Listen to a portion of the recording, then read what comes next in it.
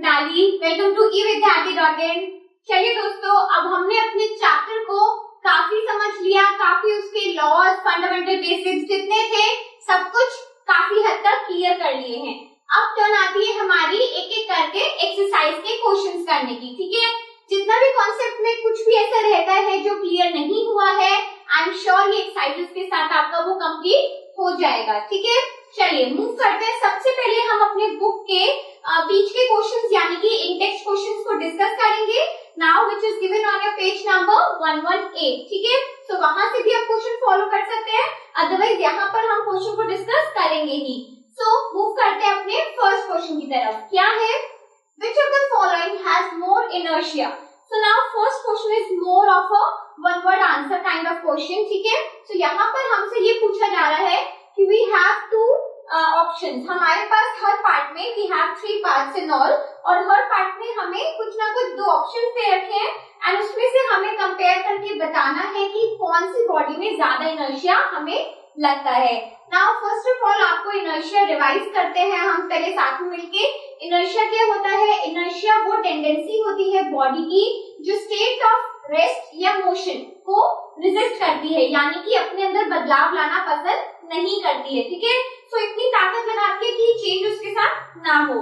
So basically जो change होता है या फिर जो इनर्शिया है वो डिपेंड करता है बॉडी के मास पर, ठीक है। तो यहाँ पर काफी हद तक हमें वैसे भी पढ़ के पता चल जाएगा कि किसका मास ज्यादा है। मास यानी कि आप वेट के साथ भी उसे ले सकते हो कि कौन सा बॉडी का मास या वेट ज्यादा है, दैट मींस उसका इनर्शिया उतना ही ज्यादा होगा, उतना ही ज्यादा वो ताकत लगा सकती है चेंज को रेजिस्ट करने के लिए, ठीक है। तो चलो एक एक करके इसके पार्ट्स देखते हैं और आप मुझे कमेंट सेक्शन में अपने आंसर्स भी साथ साथ क्वेश्चन पढ़ते ही जरूर बताइए, ठीक है।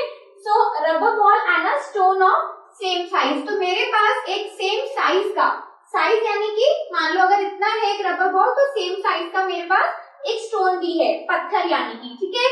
तो उसमें से हमें बताना है कि कौन सी बॉडी में इनर्शिया ज्यादा होगा। तो जाहिर सी बात है कि स्टोन यानी कि कोई भी पत्थर अगर सेम साइज बॉल जितना है तो वो काफी मोटा और काफी हेवी होगा, ठीक है। तो क्योंकि वो हेवी है यानी कि मैं किसकी बात कर रही हूँ? मैं उसके मास की बात कर रही हूँ। तो यहाँ पे ज्यादा इनर्शिया किसके पास होने वाला है? स्टोन के पास होने वाला है, ठीक है। तो बस हमें इस तरीके से आंसर देने हैं। ये क्वेश्चन आपके कॉन्सेप्ट के लिए बेसिकली है कि देखते हैं कि कितना बच्चे का कॉन्सेप्ट क्लियर हुआ है। प्लस अगर ये क्वेश्चंस का अगर आपको चांस लगता है तो 1 वर्ड से ऊपर, 1 मार्कर से ऊपर का कोई चांस नहीं है, ठीक है। See these are the conceptual questions. और ज्यादातर जो आपके ओलंपियाड्स होते हैं ना, उस टाइप के कॉम्पिटिटिव एग्जाम्स में इस तरीके की चीजें जरूर पूछी जाती हैं, okay. So we should know कि इन्हें कैसे हमें समझना है, अटेम्प्ट करना है। चलिए अब आगे बढ़ते हैं अपने सेकंड पार्ट के साथ। So in B part there is a bicycle and a train. तो हमसे पूछा गया है कि भाई ज्यादा इनर्शिया मतलब कि उसकी स्टेट चेंज करने में किससे ज्यादा टाइम लगेगा, एक ट्रेन को या एक बाइसिकल को? तो बाइसिकल तो ट्रेन के सामने वैसे भी कुछ नहीं है, ट्रेन काफी सारे डब्बे और काफी मास के साथ होती है, राइट। तो यहाँ पर भी हमारा आंसर क्या आ जाएगा? ट्रेन आ जाएगा। चलिए फन और not? Yes it is. Now moving on to the last part, we have a 5 rupee coin and a 1 rupee coin। तो यहाँ पर अब मेरे पास ऑप्शन है और ये हमें अपने घर में भी अभी तुम ढूंढ लोगे ना, एक्चुअल में ढूंढने की भी जरूरत नहीं पड़ेगी। आपको पता है कि 5 का सिक्का ऐसा लगता है कि बहुत सारे सिक्कों से जुड़ के बना हुआ है। तो इसी तरीके से जो हमारा 5 का कॉइन होता है ऑब्वियसली 1 रुपए के कॉइन से तो ज्यादा ही हेवी होता है, ज्यादा मास के साथ होता है। So in third we have a 5 rupee coin. तो कौन सी बॉडी में ज्यादा इनर्शिया है? अ 5 रुपी कॉइन, ठीक है। तो देखा आपने किस तरीके से ये सिर्फ 1 वर्ड आंसर्स है और आपके बेसिक्स को चेक करने के लिए दिया गया है कि इनर्शिया कितना समझ आया है। तो आई होप आपको यहाँ से अगर इनर्शिया में कोई भी डाउट था तो वो भी क्लियर हो गया होगा, ठीक है। चलिए now move on to the second question. चलिए moving on to the next question. अब क्वेश्चन नंबर 2 में हमें क्या दिया हुआ है? We have a situation. तो यहाँ पर हमें एक स्टोरी छोटी सी दी है, ठीक है। स्टोरी मतलब कोई मॉरल वाली स्टोरी नहीं, बहुत छोटी सी सिचुएशन हमें गिवन है और यहाँ पर हमसे पूछा ये गया है कि कहाँ कहाँ पे वेलोसिटी में चेंज आया है एंड वो चेंज किसके द्वारा लाया गया है, यानी कि चेंज लाने वाला एजेंट कौन है। ठीक है, तो एक एक करके हम अपने क्वेश्चन को करते हैं, साथ साथ एक फ्लो चार्ट बना के समझेंगे कि कहाँ कहाँ पे वेलोसिटी में चेंज आया है। ठीक है, चलिए। So a football player kicks a football to another player of his team who kicks the football towards the goal. तो अभी मैं ऐसे करके अगर पूरा रीड करूंगी तो यहाँ पर हमारे लिए थोड़ा डिफिकल्ट हो जाएगा क्वेश्चन को समझना। तो हम क्या करते हैं, सबसे पहले अज्यूम कर लेते हैं कि हमारे पास टू टीम्स हैं, team A and team B. तो ए से मैं सारे ए के टीम के प्लेयर्स को शो करूंगी एंड बी लेटर से मैं बी के करूंगी। ठीक है, तो सबसे पहले हमें ये दिया है कि एक फुटबॉल प्लेयर है, सपोज हम टीम ए का ले लेते हैं, उसने अपनी ही टीम के दूसरे प्लेयर को किक किया फुटबॉल। ठीक है, तो ठीक है, अगर सबसे पहले मेरे पास टीम ए का जो एक फर्स्ट प्लेयर है A1 उसने किक किया, यानी कि सबसे पहले जो बॉल था वो कैसा था, रेस्ट पोजीशन पे था। ठीक है, चलिए अब अगर वो किक करेगा और अपनी ही टीम के प्लेयर 2 को देने वाला है, तो यहाँ पर क्योंकि वो रेस्ट से किसी वेलोसिटी के साथ आई है, यानी कि कोई भी वेलोसिटी v1 यहाँ पर होगी, तो ये क्या हो जाएगा, एक वेलोसिटी चेंज हो जाएगा। तो सबसे पहला चेंज हमें मिल गया जब पहले प्लेयर से दूसरे प्लेयर पे गया है सेम टीम का। ठीक है, चलिए।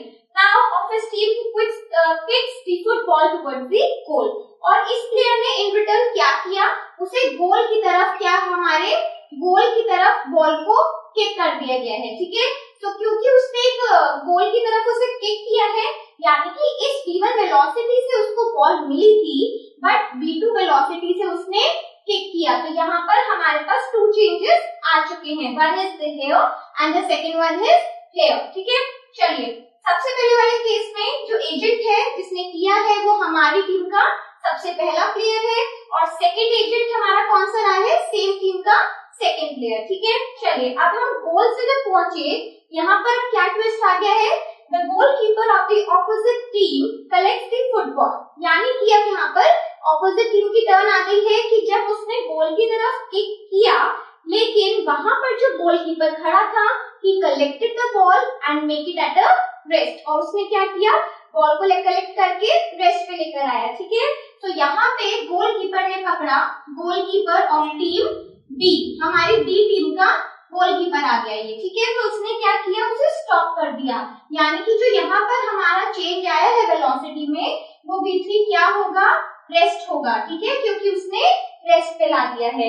And then he collects the football and kicks it towards the player of his own team। तो बी प्लेयर का जो गोलकीपर था उसने उसे सबसे पहले स्टॉप पे लेकर आया, यानी कि थर्ड चेंज हमें मिल गया, एंड उसके बाद उसने फाइनली अपनी ही किसी प्लेयर को, अपनी ही टीम के किसी प्लेयर को एक वेलोसिटी के साथ बॉल को किक किया, यानी कि अब जो मेरे पास v4 एक वेलोसिटी है वो कहाँ से आई है, गोलकीपर ने अपनी ही टीम को जो बॉल किक करी है। ठीक है, सो इन टोटल हमारे पास कितने चेंजेस आए हैं, 1 2 3 एंड 4, एंड दिस केस में जो एजेंट है वो हमारा गोलकीपर है, और लास्ट टीम में उसी टीम का दूसरा प्लेयर हमारा एजेंट है, जिसकी वजह से there is a change in the velocity of the ball. So it was fun कि किस तरीके से हमने सिचुएशंस को एक एक करके समझा कि हमारे वेलोसिटी में कैसे चेंजेस आए हैं। तो टोटल आपको क्या लिखना होगा इसमें कि देयर आर 4 चेंजेस, 4 प्लेसेस जहां पर हमारी वेलोसिटी में चेंज आया है, एंड वो आदि एजेंट्स वो हम डिस्कस कर ही चुके हैं। ठीक है, तो चलिए आगे मूव करेंगे अपने बाकी क्वेश्चंस के साथ। Stay tuned with us, keep learning and keep watching, stay healthy, bye.